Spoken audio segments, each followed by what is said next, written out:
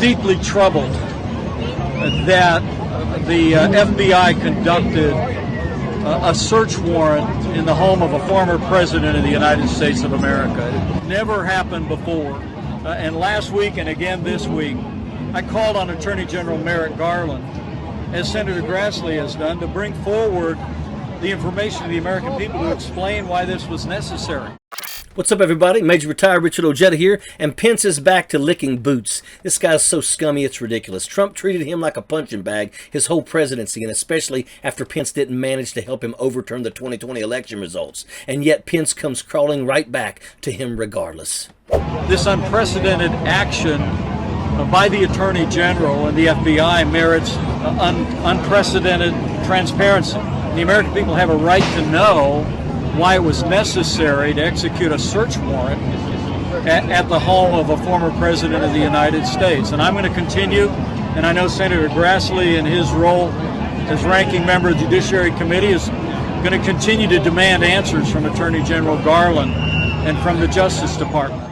You'd think they'd have parted ways at this point. Trump's backing one GOP candidate and Pence is backing their opposition GOP candidate. They're clearly not on the best of terms, but I guess there's still some loyalty there, or something resembling loyalty at least, enough for Pence to defend him on the Mar-a-Lago search. The honest truth is, the GOP is united only when it comes to protecting their own interests, and this is practically in everything. This is why the GOP has such disproportionate power in the government. They're increasingly made up of fringe ideologies instead of the establishment, which traditionally would mean that they wouldn't be as overrepresented. But they are, because they've mastered the art of self-interest.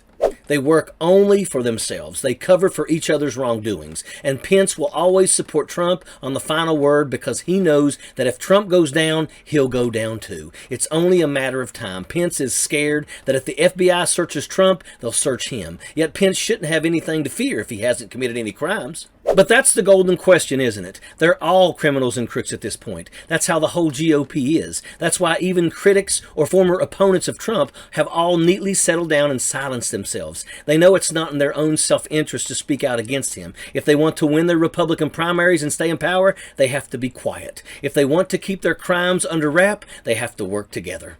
I mean, just look at what happened to Liz Cheney. And she's Liz Cheney. She's practically the GOP establishment. She's Dick Cheney's daughter. And what did she even do? She tried to hold Trump accountable for an insurrection against the United States government. That insurrection was pure treachery, cut and clean. And yet the Republican Party is so incredibly past basic reason that it doesn't matter. In a cult like the GOP, there's no more room for dissent or varying opinions. They're slowly shoving the non-MAGA people out. To stay in the GOP, they have to basically have to swear their fealty to the orange dictator and leave behind any semblance of morality. They have to completely disengage from reality and immerse themselves in fanaticism.